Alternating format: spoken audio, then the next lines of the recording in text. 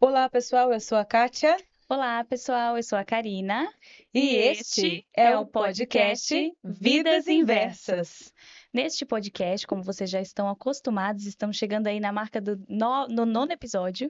Então, aqui nós recebemos pessoas que são pessoas comuns, mas têm histórias extraordinárias. Essas pessoas reescreveram as suas próprias histórias, se reinventaram e superaram situações absurdas que elas mesmas e as pessoas em volta acreditavam que não daria certo. Então, Uhum. pessoas que tinham tudo para dar errado e tudo para não vencer e não superar, mas venceram situações de fome, de pobreza extrema, de luto, de frustrações, de depressão e de tantas outras coisas. Uhum, exato. E hoje, pessoal, hoje é um dia muito especial, que nós vamos receber aqui uma vida inversa que é muito especial para nós. Estamos em família hoje. Recebemos aqui a Cristiane Rangel, irmã Cris, uma mulher que desde cedo sempre enfrentou grandes desafios, nascida em Itaberaba, na Bahia. Se tiver alguém aí, comenta aí que foi de Itaberaba também. E ela se mudou para São Paulo aos 15 anos, em torno dos 15 anos, e onde começou a construir a sua história com muito trabalho e muita fé. Ela foi mãe aos 17 anos e ela sempre batalhou para criar os seus filhos e conquistar os seus sonhos. Pois é. A Cris, ela é modelista. Depois, para quem não sabe, ela vai contar um pouquinho para vocês sobre o que que é isso, porque Uhum. naturalmente ela vai saber explicar melhor do que qualquer uma de É. nós. Ela tem uma vasta experiência no setor de costura. Ela é hoje uma dona de ateliê, né? Uma proprietária de ateliê de noivas e afins, noivas e madrinhas e noivinhas e tudo mais. Ela tem uma vasta experiência também na parte de tapeçaria, trabalhou muitos anos, né, na parte de sofás de luxo. Uhum. E tá aqui com a gente hoje para contar um pouquinho de como é que foi essa trajetória, como é que foi essa caminhada, essa jornada até aqui, o que que faz dela essa vida inversa que tem tanto para nos ensinar e para nos motivar a acreditar que as coisas podem ser superadas, que a vida pode ser melhor, Uhum. certo? Isso. Então, seja Seja muito muito bem-vinda, bem-vinda, Cris. Cris. Obrigada. Muito obrigada. Obrigada pelas palavras, pelos elogios que eu acho que não mereço. Ah, Ah, até merece sim. parece, né? Sabe que esse é um ponto muito, muito bacana, até para a gente poder dar continuidade, Uhum. que é nós, vidas inversas, nós fomos habituados ao longo de toda uma história estrutural a acreditar que o lugar de vitória, que o lugar Sim. de destaque, que o lugar da premiação de uma vida confortável não era um lugar nosso. Ah, sim, com certeza. E nós Sim. temos falado sobre isso aqui, coincidentemente. A gente prepara todo um roteiro aqui e os convidados vêm aqui E e falam eles falam a disso. mesma coisa. Sim. E nós, conhecendo a história da Cris, a gente conhece uma parte. E a gente tem certeza que vai surgir alguma coisa hoje que a gente não sabia, que a Uhum. gente não esperava É. e que vai surpreender a todos. Então, Cris, eu quero começar. Antes de seguir com qualquer palavra que nós preparamos e trouxemos prontas aqui, te dizer que, na verdade, sim, esse lugar onde você está hoje é um lugar que você conquistou a duras penas. Sim. Talvez outras pessoas podem olhar e falar assim, mas ela não é rica, milionária, mas assim, ela não é rica, milionária, talvez de questões de poder aquisitivo, não é mesmo? Sim. Mas de muitas outras batalhas internas e dilemas que foram superados. E quando a gente fala em superar, a gente não está falando em ponto final, esqueci. Sim. Essas batalhas, as quais nós mencionamos aqui, normalmente são batalhas que foram superadas como grandes feridas, que elas saram, elas nos deixam marcados, hora ou Uhum. outra, quando muda o tempo, elas doem novamente, mas a Sim. gente sabe lidar com isso agora. Sim. É aquele velho ditado: o grande trunfo de uma pessoa que já esteve no inferno é saber a porta para onde ela tem que sair. Ela Isso, não fica mais presa exatamente. ali. Exato. Certo? E é isso que nós temos aqui. A Cris é parte da nossa família, né? É um grande pilar da nossa família. Nossa irmã mais velha, é nossa tia mais velha, é a mãe da Karina. E tem tanta coisa assim. A gente podia começar por tanta coisa, mas a gente quer que a Cris se sinta muito à vontade para começar a falar sobre ela. A gente sempre monta aqui um cadenciamento aqui cronológico, mas Cris, fica à Isso. vontade. Se você quiser começar a falar sobre a sua infância, a câmera e o microfone são seus, fica à vontade. É bem assim. Ao mesmo tempo que é muito fácil falar Uhum. sobre minha Sim. infância, ao mesmo tempo, em contrapartida, também é muito difícil. Pelas lutas que todos nós passamos e pelas dificuldades que enfrentamos para conseguir chegar até aqui, né? Uhum. Até chegar esse momento aqui, a gente fala assim. já superei, já passei, já esqueci muita coisa. De fato, assim, muita coisa que aconteceu na minha infância ter sido muito difícil, muito, eh, muitos obstáculos que eu enfrentei junto com os meus irmãos, né, e a minha família, é muito di foi assim também momento a gente teve muitos momentos felizes também, por que não dizer assim, né. Eu e Claro. os meus irmãos, né, porque Uhum. criança, gente, criança ela não tem noção do que tá ali à sua volta, do que tá acontecendo. A gente sente sim que tem alguma coisa acontecendo, que tem algumas dificuldades que você tá enfrentando por você ser privado de algumas coisas. Uhum. Isso quando você começa a entender. Porque eu começo a me lembrar, assim, da minha infância, mesmo quando eu tinha a partir dos meus 5 anos, mais ou menos, que eu começo a ter vagas lembranças de algumas coisas que aconteceram, que aí eu fui, ao longo dos anos, vindo à memória. Ai, eu lembro que eu tinha 5 anos quando aconteceu isso. Mas, de fato, foi uma infância muito difícil, muito sofrida, de muitos traumas também, de muitas dificuldades, de muitas ausências. Vocês eram em quantos irmãos? Nós éramos em Nós somos em 5 irmãos, eu sou a mais velha, né, somos em Uhum. 5 irmãos. Somos em 6. Um total de Não, 6, mas você 6 tem 5. filhos, mas eu Isso. tenho 5 5 irmãos. irmãos, isso, Eu tenho é. 5 Quer irmãos. dizer, ela tá aqui, né? Tá na cabeça da tribo. Exatamente. Tipo assim, eu tenho 5 irmãos Eu tenho depois 5 de irmãos. mim. Somos em 6, né, graças a Deus, Sim. mas eu tenho 5 irmãos. E lá em Maravilha. Itaberaba, como que era a dinâmica da infância? Porque você falou muito sobre trauma, mas assim, era como? Tinha os 5 irmãos, aí tinha os pais, como que funcionava direito essa dinâmica ali lá em Itaberaba? Porque você só veio pra cá com 15, né? Sim, é bem complicado falar de pais, né. Vou tentar resumir aqui de Não uma precisa, forma. fica à vontade. É. Fala o que você É, quiser, que você assim, o que eu posso falar sobre pais? O meu pai, por exemplo, eu não tenho muita experiência para contar sobre o meu pai. Meu pai eh, sempre foi um pai muito ausente. Não tenho experiências e nem muitas lembranças, porque algumas lembranças que eu poderia ter seria de eu muito pequenininha, que foi o tempo que ele mais conviveu com a minha mãe. E depois que eu já comecei a me entender por gente, eu já não tinha aquela presença do pai. Eu me Uhum. lembro que quando eu era muito pequena, a gente estava na escola, que a Kátia lembra muito bem, chamada Maria de Lourdes, e uma vez eu era muito pequenininha e precisava de uma foto de um pai, que eles iam fazer uma recordação de Dia dos Pais. E as crianças, não sei se a Kátia vai lembrar, mas a Eliane lembra. As crianças, elas faziam muito bullying, que hoje é bullying. Antigamente a gente falava, ficava zoando comigo. Ela não tem pai. A gente nunca viu o pai delas, elas não têm pai. É filha de mãe sem pai. A professora, elas não vão trazer a foto.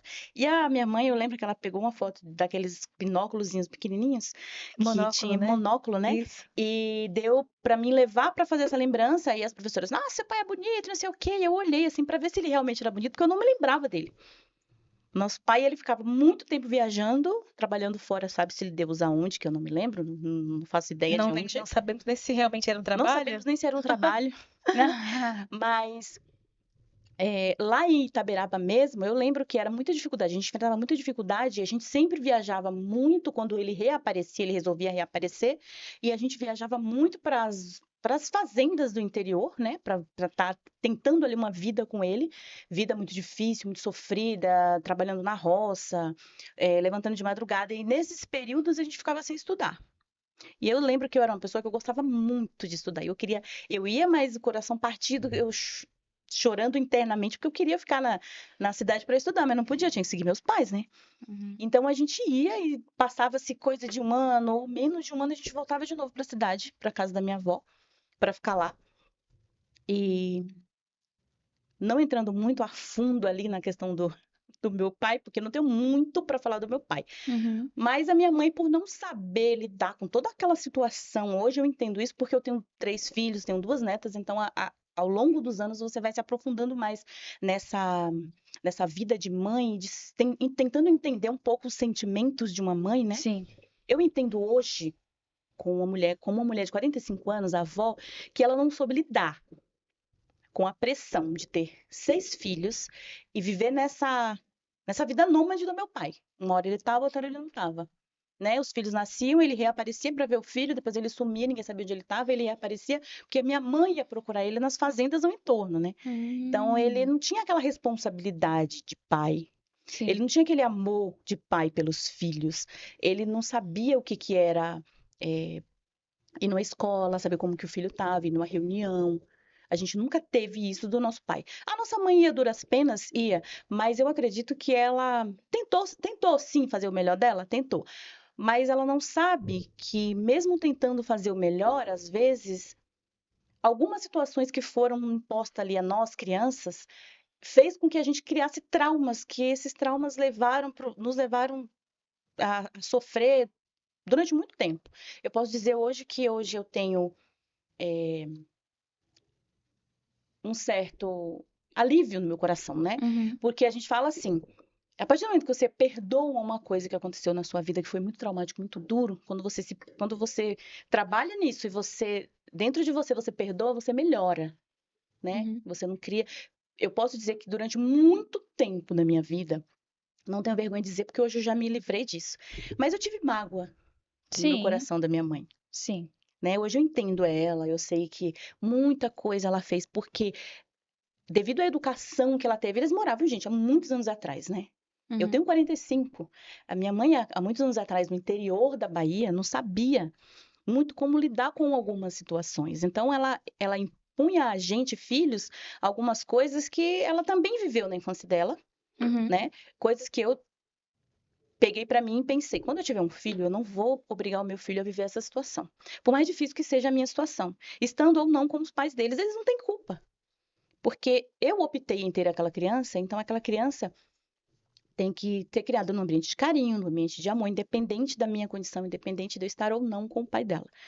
Então a minha mãe não soube lidar com isso. Então a gente sofreu muito quando criança, porque a minha mãe ela não sabia, até hoje ainda não sabe demonstrar afeto, não Uhum. sabe demonstrar carinho.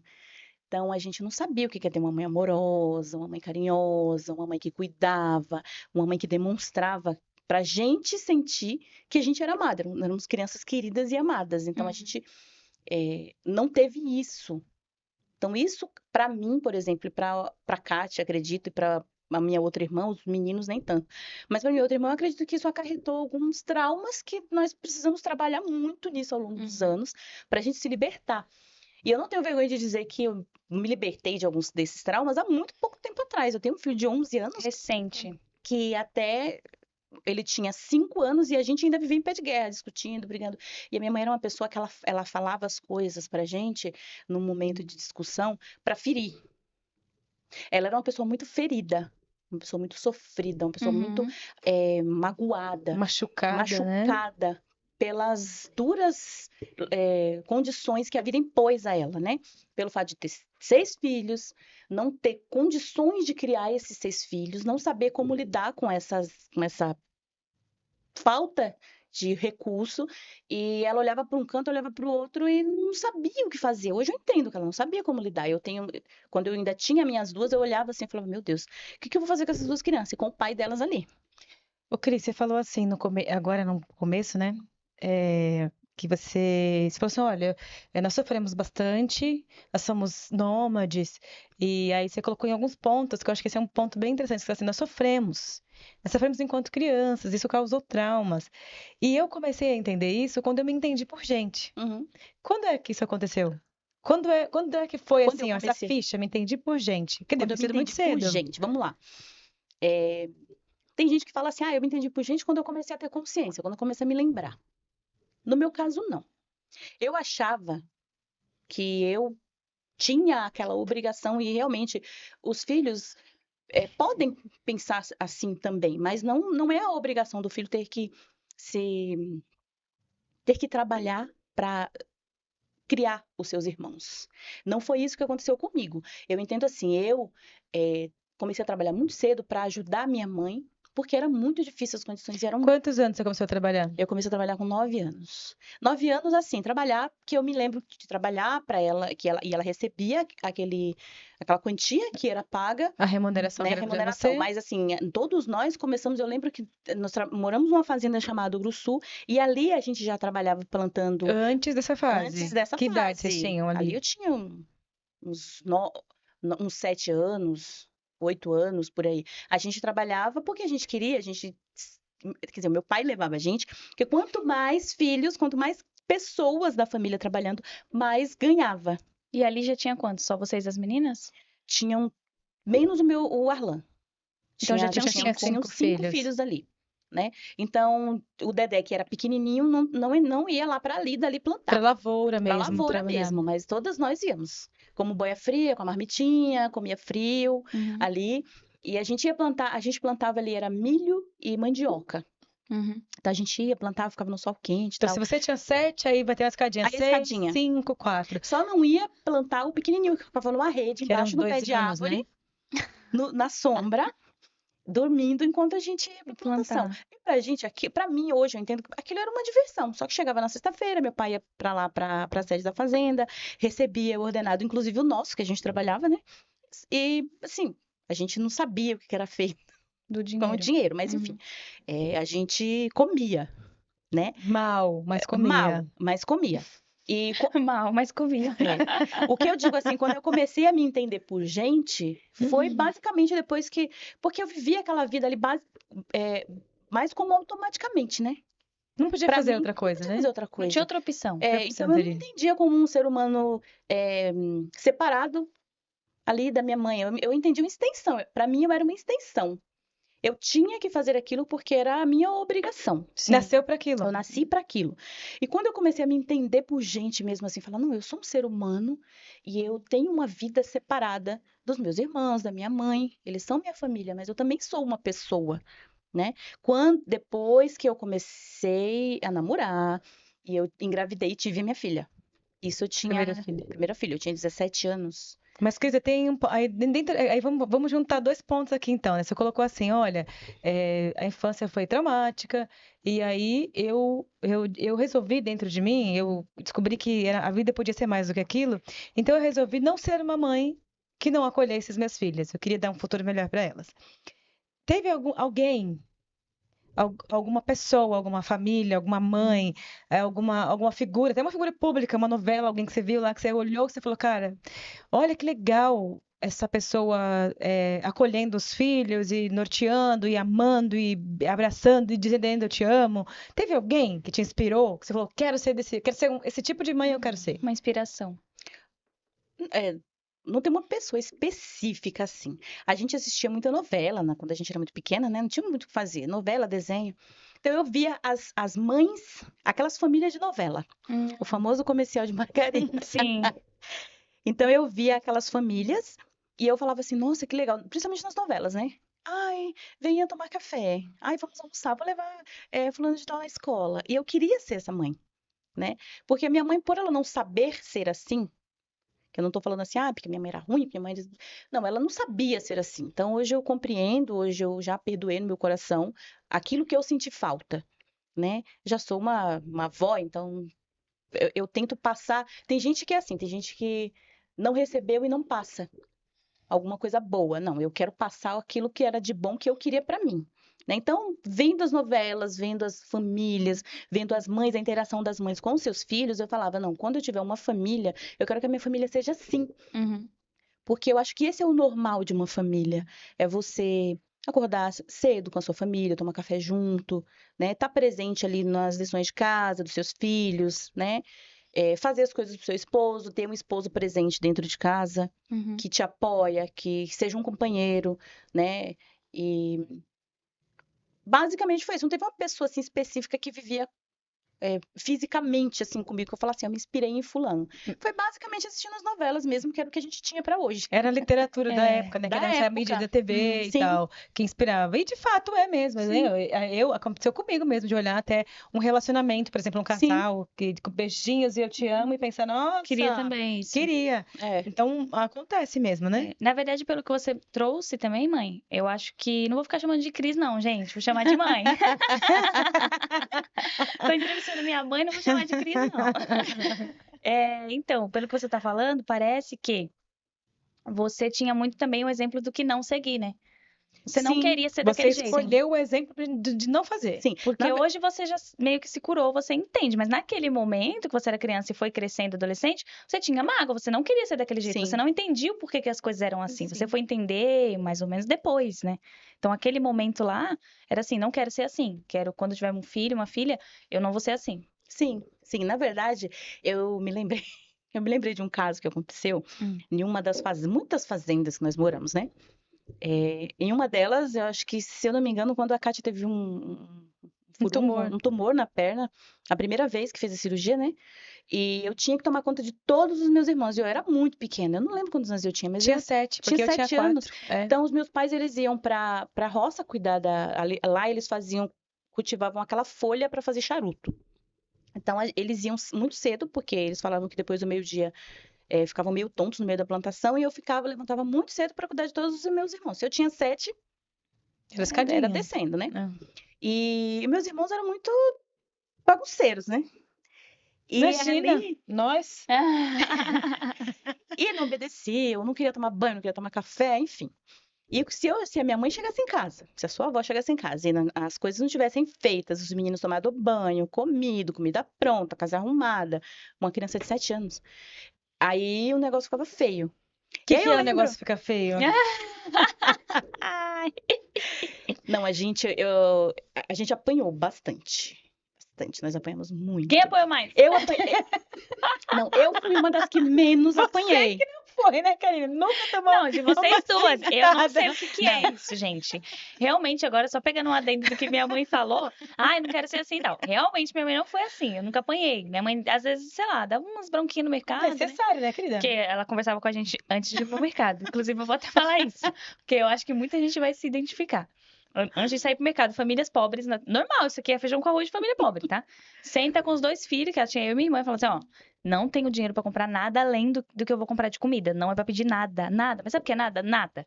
Eu vou comprar o que eu tenho que comprar e pronto. Aí a gente, tá bom. Na hora que apontava no mercado, a primeira bolacha que eu via, porque eu sempre fui zoião, a primeira salgadinho, um negócio, eu já falava, mãe, eu quero isso. Aí ela já, não, falei que não vou. Nossa, na hora, eu já começava a chorar, espernear. Aí ela só dá um beliscãozinho. Faz parte, né? Mas assim, apanhar, não, minha mãe nunca bateu mesmo, não. Não, a questão, eu fui uma das que menos apanhei, não posso falar, não posso mentir. Mas aqui temos uma expert, né?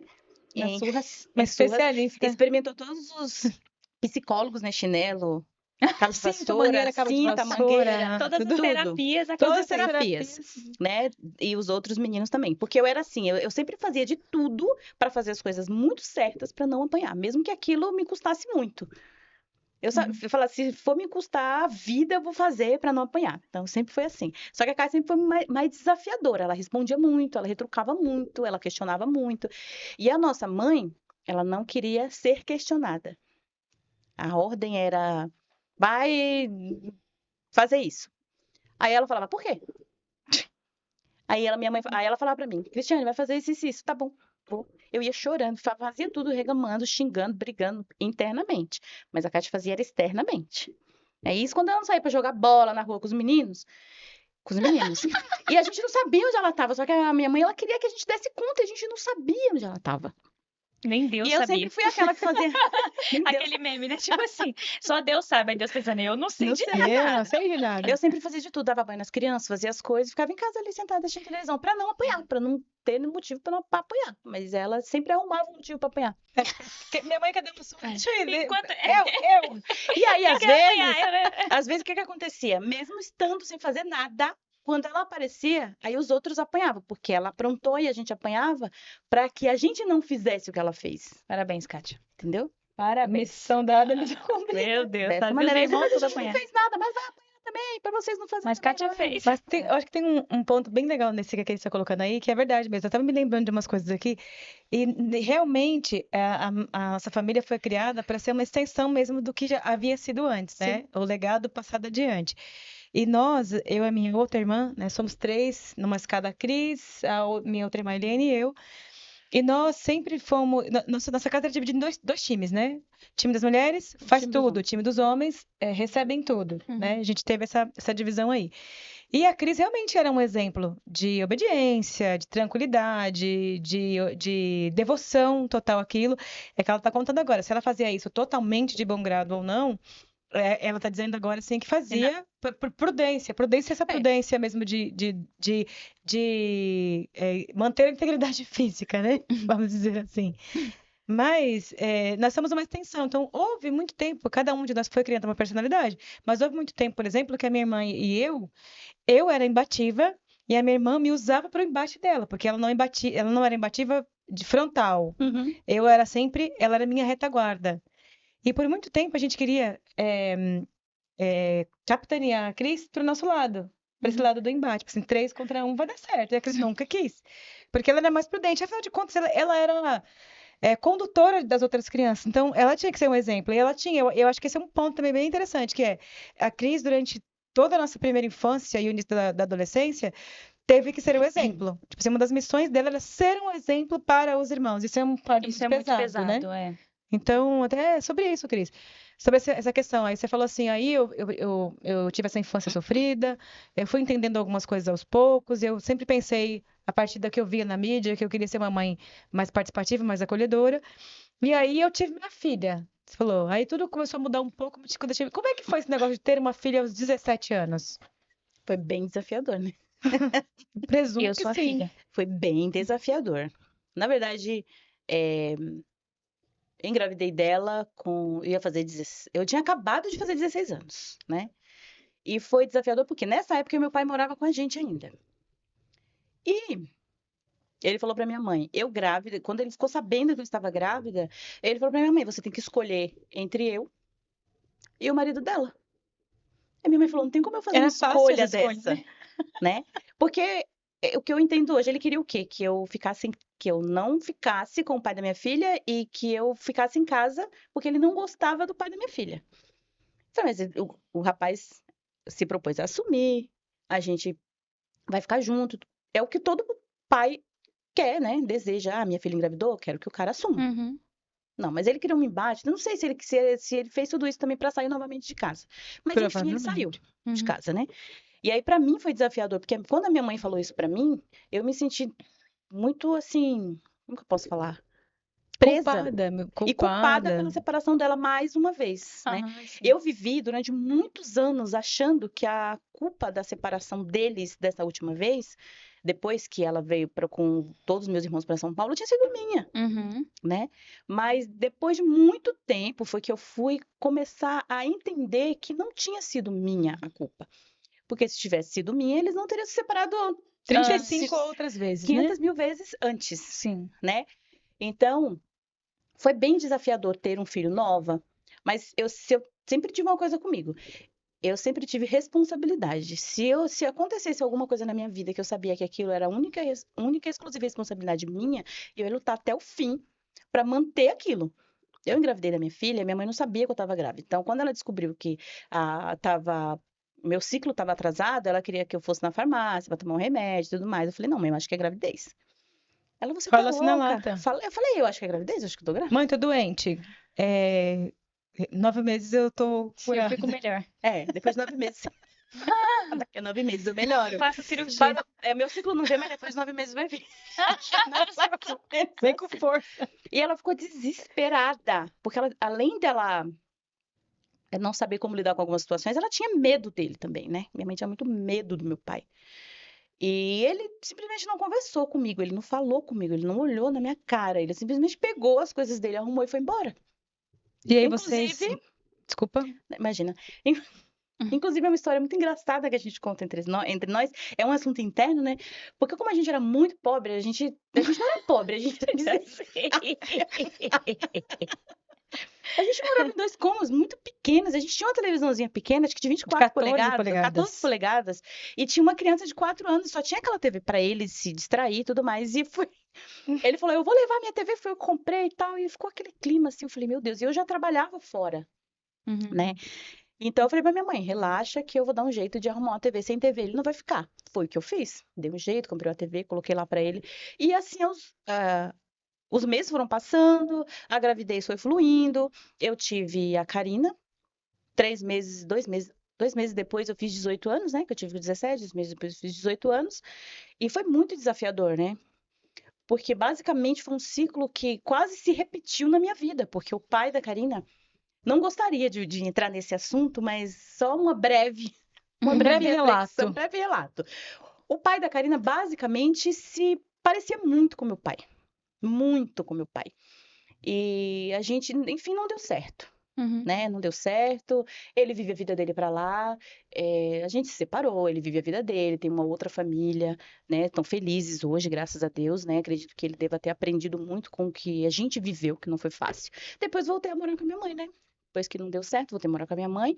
Criei a Karina sem ele e voltei a ajudar minha mãe a criar os meus irmãos. E detalhe, enquanto eu estava grávida, cuidando da minha casa, do meu enxoval, eu ainda continuei agindo com a minha mãe, na casa da minha mãe, da mesma forma como se eu estivesse morando lá. Uhum. Então era tudo sempre, ajudava ela com Você fala aluguel, com despesa, financeiramente, continuou ajudando. financeiramente continuei ajudando, porque eu me sentia muito culpada pelo fato de eu ter que sair, porque eu Uhum. engravidei, e sabendo que eu e a minha mãe eram as únicas que estavam trabalhando dentro de casa.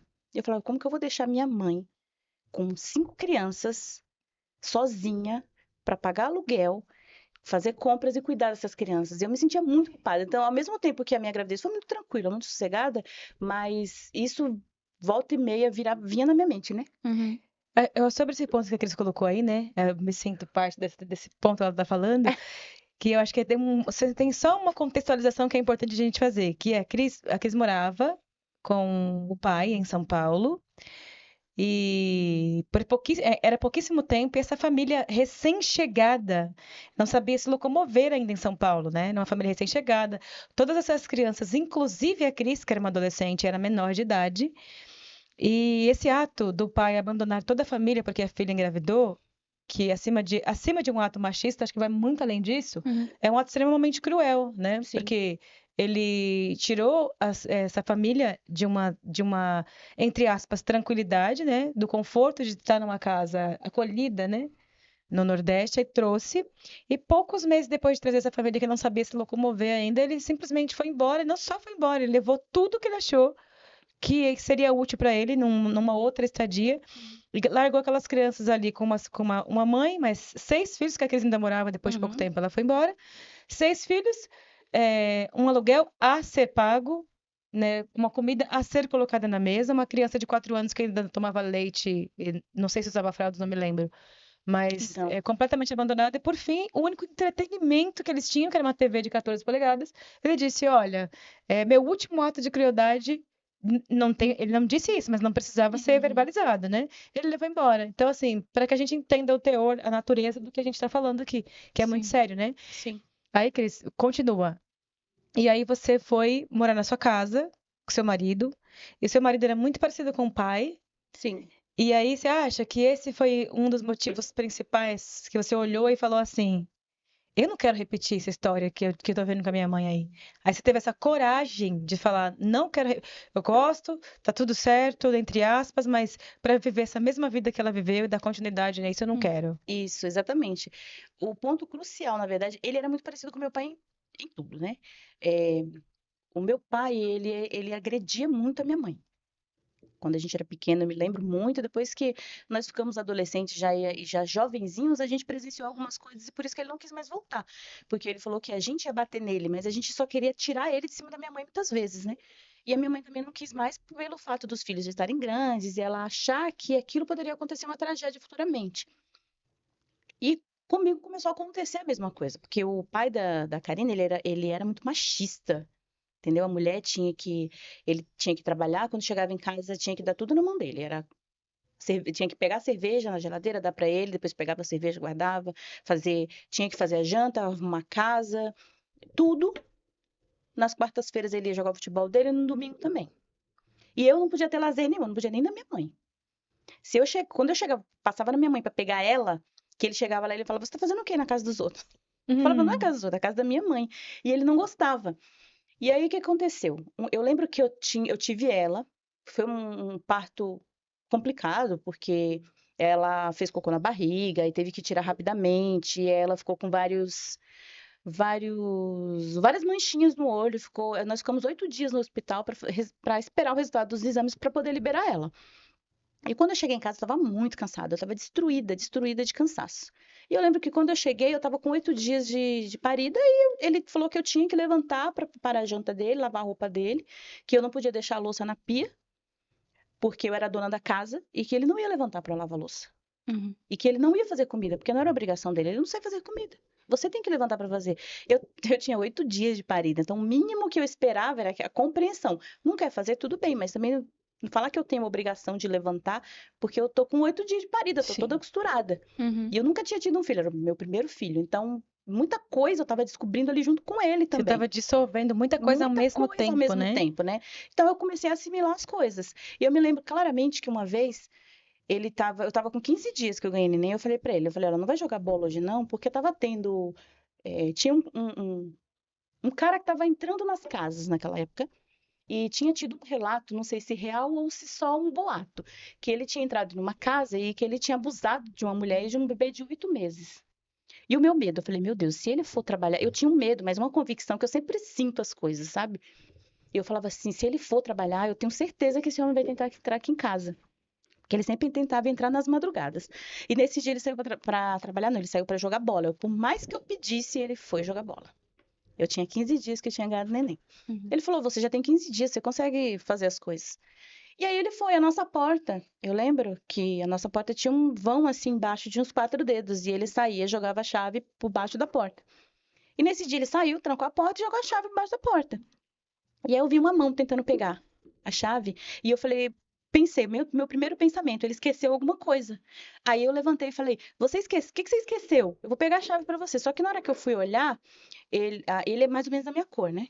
E a mão era um pouco mais escura que a minha mão, né? Eu falei, não é ele. E eu ainda não tinha tirado os meus pontos. Eu falei, na hora eu já falei, é alguém que tá tentando entrar aqui em casa. Pulou o muro, o portão e tá tentando entrar aqui em casa. Aí eu abaixei pra ver. Na hora que eu abaixei, tinha um homem só de short, um short azul, me lembro como se fosse hoje. A Karina tem 28 anos, eu me lembro como se fosse hoje. Aí o homem tava com short azul, sem camisa, com uma madeira imensa, um pedaço de pau, que a gente fala imenso na mão, né? Tentando pegar a chave. Aí o meu olho bateu dentro do olho dele. Na hora que meu olho bateu dentro do olho dele, eu corri pro quintal, um quartinho que a gente tinha nos fundos, assim, porque o pai da Karina também é bem nordestino, então ele guardava uns facão lá. Aí eu fui lá e falei, a minha única opção é pegar esse facão pra intimidar ele. Eu falei, e se ele conseguir pegar a chave, eu vou bater aqui, vou cortar a mão, sei lá o que eu vou Arranca a fazer, bunda eu de vou arrancar a fora. bunda dele fora. Eu falei, o meu medo era ele entrar, não fazer nada comigo, mas eu tava com uma bebê de 15 dias, né? E aí eu peguei o facão, mas eu tava tremendo tanto, com tanto medo, que eu encostei do lado da porta, na hora que eu encostei do lado da porta, o facão caiu. Na hora que o facão caiu, ele viu. Aí ele desceu a escada correndo. A escada da nossa casa, naquela época, era de ferro, De então fazia ferro. barulho. E eu lembro que o irmão dele morava na frente da nossa casa. Eu falei, a minha única opção é conseguir chegar até a janela e gritar, porque se esse homem entrar aqui, ele vai fazer alguma coisa com a gente. Eu saí correndo para a janela do quarto e comecei a gritar. Demi, Demi, Demi, que era o nome da tia dela. E a voz quase não saía, mas quando eu consegui gritar, eu gritava que parecia que não havia amanhã. Uhum. Aí ela abriu a janela e falou, o que que tá acontecendo? Aí ele abriu o portão, o cara abriu o portão que estava escondido atrás do portão, ele abriu o portão e saiu correndo. Aí o irmão dele veio, né? Aí saiu um monte de primo, irmão, tio, todo mundo atrás desse cara. E quando ele chegou, ele falou pra mim que era mentira minha, que não tinha acontecido nada, que eu tinha feito um escândalo justamente pra ele não Pra jogar chamar a bola, atenção, pra chamar né? atenção. Uhum.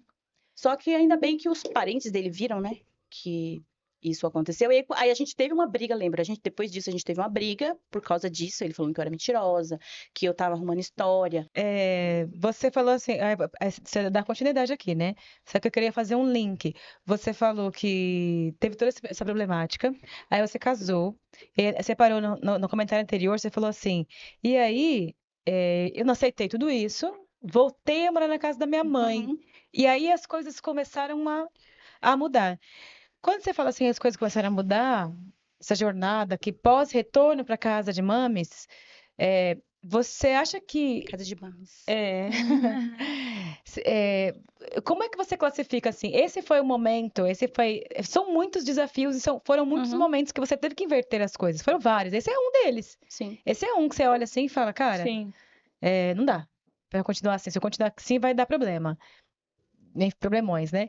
Você acha que esse momento, isso que aconteceu, que te levou a voltar para casa da sua mãe, foi o grande momento que você teve que dar uma reviravolta na sua vida e Sim. inverter toda a sua história? Você Sim. acha que foi isso ou tem algum outro momento que posterior ou meio nesse entremeio que foi um momento que você falou, "Pô, aqui é a minha virada de chave"? Não, eu acho que é aí. Como vocês perguntaram antes, o que me fez achar que ele era parecido com meu pai nisso, né? Porque eu via muitas brigas e entre elas tinham muitas coisas com faca, dentre outras coisas. Eu olhei e eu falei, eu não quero isso pra minha vida, não quero isso pra vida da minha filha. Aí eu falei pra ele pegou a faca e falou, você é louca? Se acontecer alguma coisa, você vai presa, a menina vai ficar sem mãe. Eu falei assim, ó, amanhã eu vou embora. Era no domingo. Eu falei, amanhã eu vou embora. Vou voltar pra casa da minha mãe. Ele falou, isso aqui duvido que você vai pra casa da sua mãe. Ele foi trabalhar, e eu não fui trabalhar, e no outro dia eu arrumei minhas coisas e fui pra casa da minha mãe. Ele não acreditou que eu fui embora. E eu fui embora, peguei minhas coisas e fui decidida. E aí, quando eu cheguei lá, eu lembro que eu falei uma coisa pra minha mãe que eu me arrependo de ter falado, né? Mas não sei. No momento do estresse, ela Foi falou assim, necessário, né? ela me aconselhando a voltar, a continuar com ele, que era um momento que todo casal passe, que poderia passar. Eu falei, não, eu não quero. Eu não vou viver um casamento igual foi o seu. E isso pode ter magoado ela, né? Pode ter Porque, despertado algum gatilho nela, né? porque ela não teve culpa do marido que ela arrumou, Sim. né? Não teve culpa. Mas a partir desse momento que eu voltei para casa, foi o que deu a virada na minha vida. Uhum.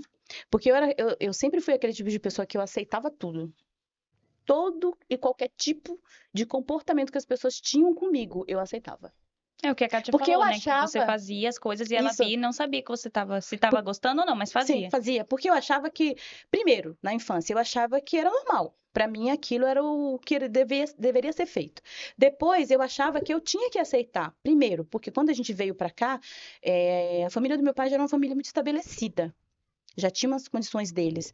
Então, e a gente era muito pobre, a gente precisava muito deles. Então, eu achava que a gente tinha que se submeter a tudo porque a gente precisava muito de ajuda.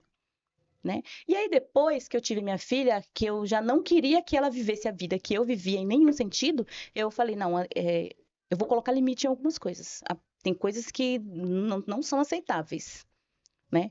Tem coisas que eu não vou aceitar que façam comigo, porque ela vai ver, vai falar, então, se a minha mãe aceita isso daí, é porque tá certo, pode ser vivido assim, né? A começar pelo tratamento, né? Assim, a minha mãe não sabe o que gerou alguns tratamentos e algumas formas de falar.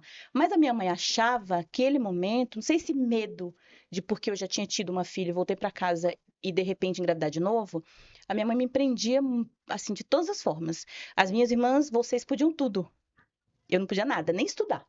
Porque se dependesse dela, eu não poderia voltar a estudar. E tudo que eu queria na vida era voltar a estudar, terminar meus estudos, para dar um futuro para minha filha. Porque sem estudo você não consegue chegar a lugar nenhum. Como que eu ia conseguir trabalhar? Como que eu ia conseguir um bom emprego se eu não tinha estudo? Uhum. Só que eu não podia, então eu trabalhava durante o dia e tentava muito estudar à noite. Mas eu não podia nada, nada. Minhas irmãs podiam tudo e eu era como se eu tivesse cometido o maior pecado do mundo porque eu tinha Tinha tido uma filha. Uhum. Só que no começo eu comecei a me sentir um pouco culpada, né? Depois eu falei, não, quer saber de uma coisa? Isso acontece com muitas pessoas. E eu não sou uma pessoa irresponsável de falar assim, eu engravidei porque eu quis, porque eu sou responsável, porque eu saio com um e com o outro. Não, meu primeiro namorado foi ele aqui, e engravidei dele, não deu certo. Voltei para casa, continuei trabalhando, continuei ajudando normalmente, voltei a estudar, Sustentando a sua filha. ajudando. A si mesma, É, a sua a minha filha mãe, aí. ela E mesmo ainda fala, ajudando. a minha mãe mesmo fala, a Karina, ela só precisava mesmo da gente para olhar e dar carinho, porque de resto, a gente não precisava dar nada para ela, porque olha, eu trabalhava de domingo a domingo, mas não faltava nada para Karina, porque eu falava, se eu não trabalhar de domingo a domingo, eu vou ajudar nas contas de casa e vai faltar coisa para ela, então eu trabalhava. Então, a partir do momento que eu voltei para casa, eu falei assim, olha, até aqui eu aceito ser tratada, mas daqui para frente, não, eu Eu vou também escrever minha eu história, também né? sou um ser humano, né? Eu também tenho direito, eu tenho sonhos, eu tenho vontades, eu tenho desejos de ter uma vida melhor, de alcançar coisas que eu sei que seriam impossíveis. Mas se você tem fé, se você vai atrás, se você batalha, se você estuda, você consegue, Uhum. né? E muita coisa que eu alcancei na minha vida foi muito pela minha teimosia, Uhum. Determinação. determinação, né? Uhum. Porque a minha mãe, por ser uma mulher muito antiga, numa criação diferente, tem coisas que a minha mãe achava naquela época que a mulher não precisava, Não era pra nós, né? não era para nós, né? A gente não tinha esse direito de alcançar certas coisas, sabe?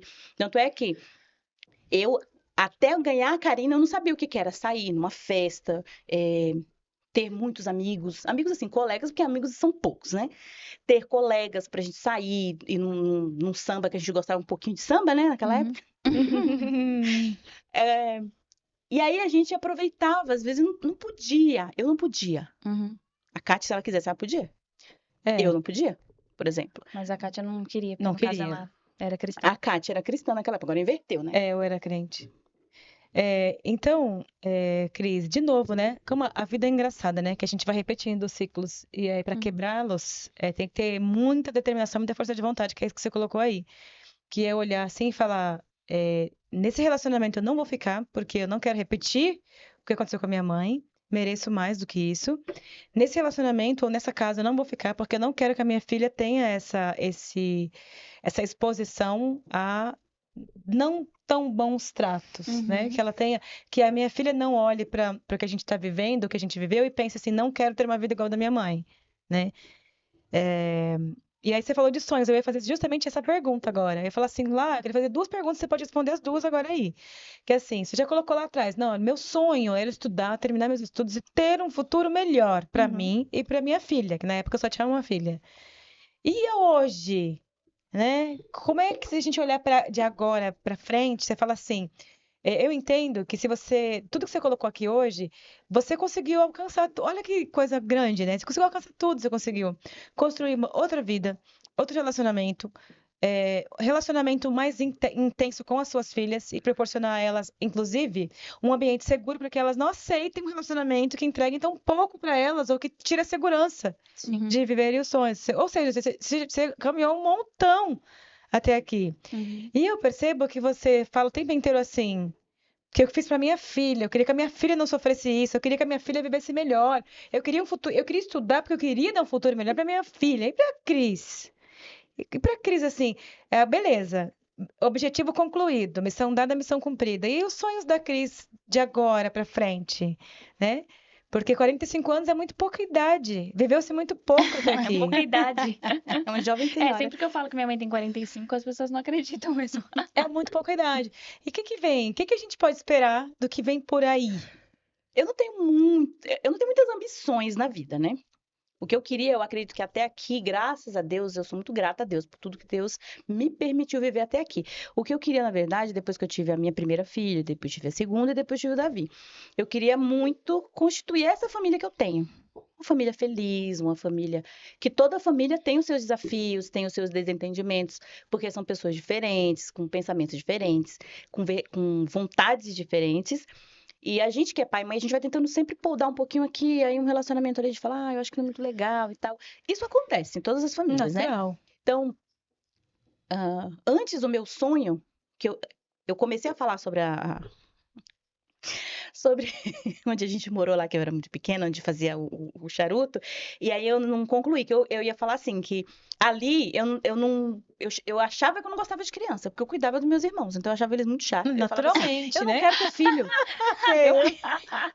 Eu pensava Eu assim, achava eles muito chato. muito chato. Mas irmã mais velha, eu sou irmã mais velha. Irmã mais velha não gosta mesmo. Eu pensava assim naquela época, né? Eu não quero ter filho, eu nunca vou ter filho. E se eu tiver um filho, olha, mas eu vou bater tanto. Meu tanto, Deus. tanto. E graças a Deus, Deus tirou isso da minha Ainda bem mente, mesmo. né? E a Karina tá de prova que ela já até falou, não precisa nem falar. Eu nunca levantei, nunca precisei bater nos meus filhos. Não que nunca tivesse vontade. Qual é a mãe que Não, fala é assim? claro que Nunca sim, tive né? vontade de levantar e bater nos meus filhos. Não. Mas elas mesmas falam, eu preferia que você me batesse do que você ficasse 2 horas sentada no sofá Nossa, é conversando verdade. comigo. Porque eu acho assim, quando a gente é mãe, os nossos sonhos passam a ser o futuro dos nossos filhos. Como vai ser, né? Então, meu sonho, quando eu tive eles, era que eles crescessem saudáveis, que estudassem, que tivessem uma boa vida, arrumassem um bom companheiro, que fossem felizes, e que eles tivessem aquilo que eu não tive, e fizessem da vida deles aquilo que eu não soube fazer. Que eu fui construindo aos pouquinhos depois, e aprendendo a dizer não para algumas coisas que até pouco tempo atrás eu não sabia dizer não.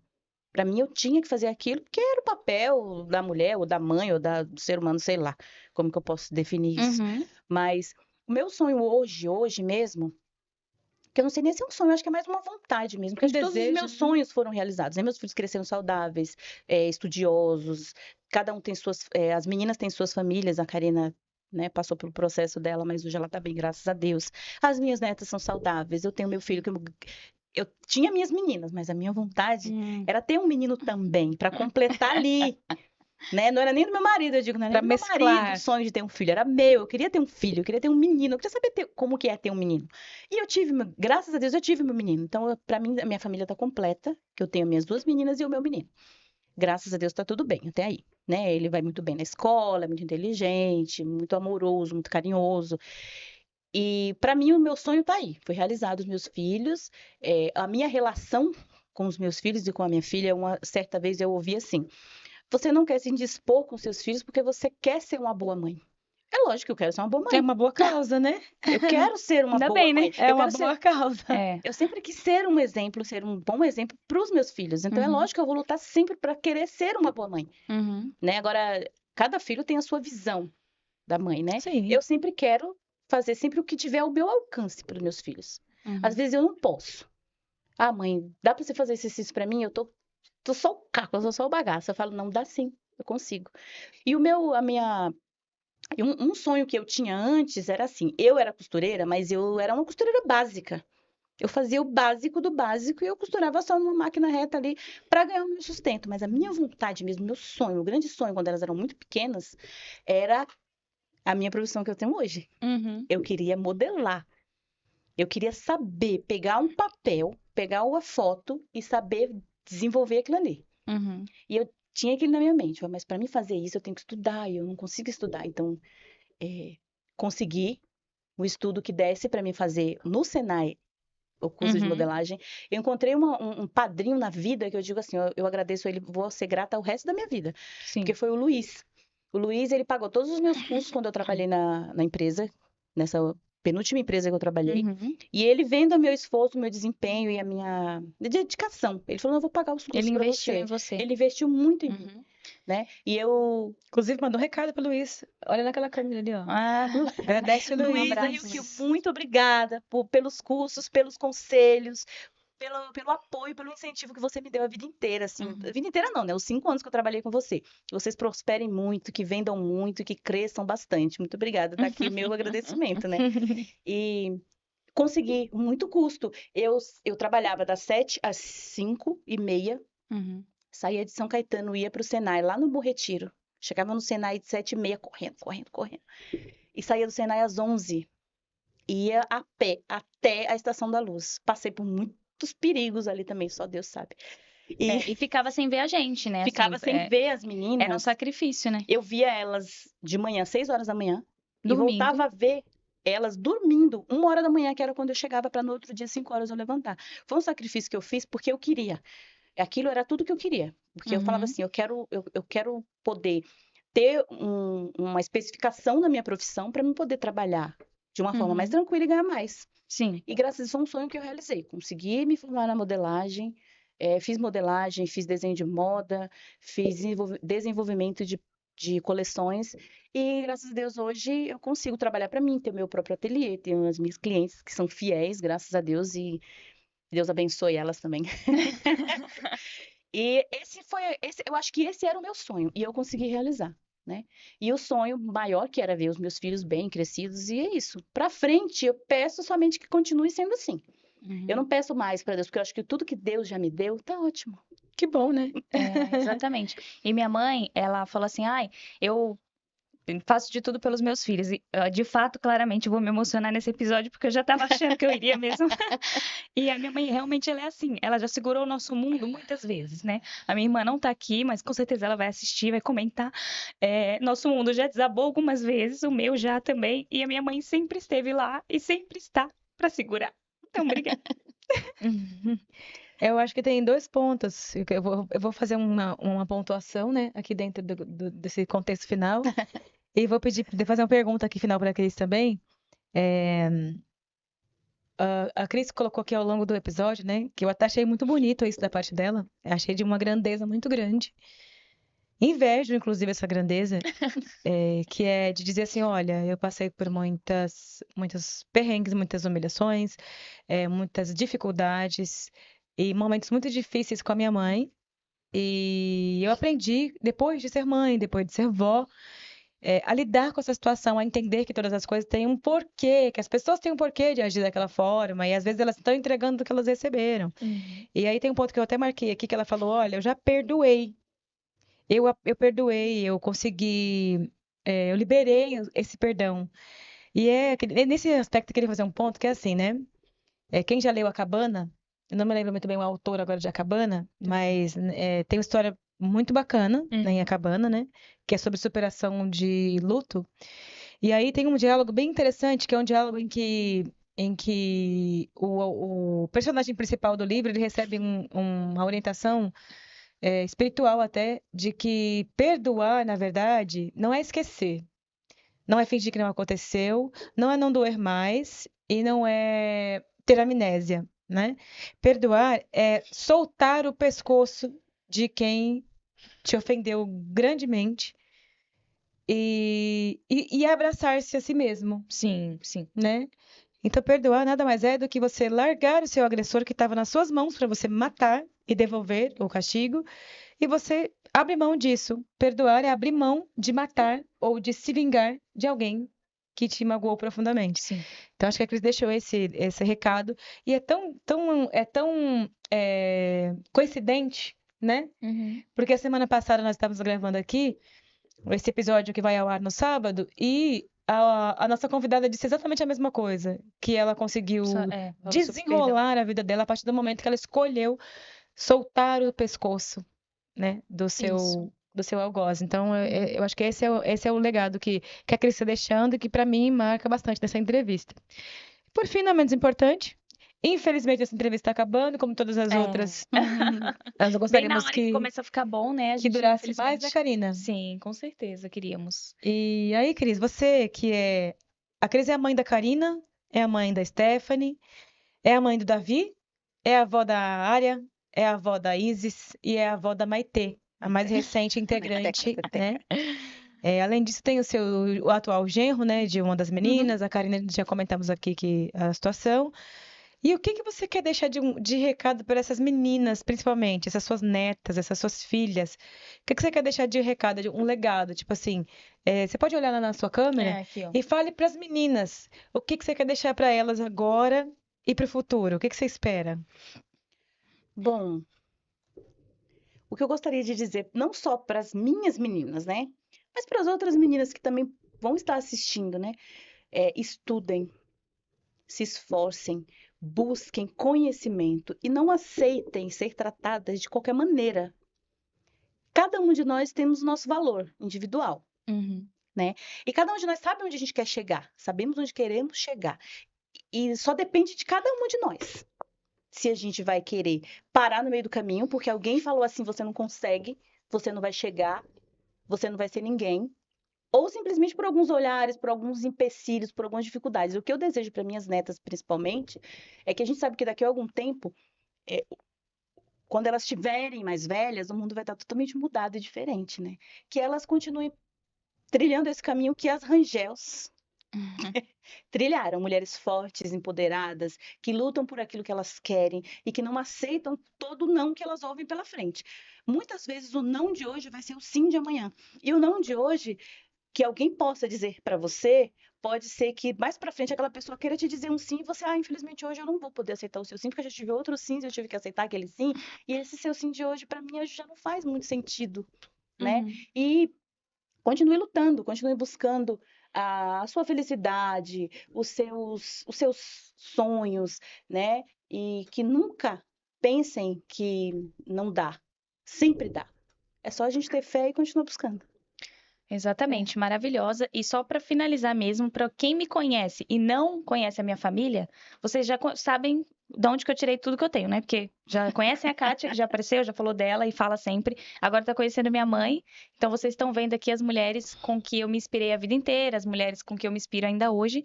Então hoje vocês vão conhecer essa parte de mim aí. Eu espero que vocês gostem e comentem bastante dessas 3 Rangels aqui. Então, Cris, muito obrigada pela sua coragem de vir aqui conversar com a gente. A gente sabe Isso. que não foi fácil, né? Uhum. O seu sim, vou lá me expor, não foi fácil.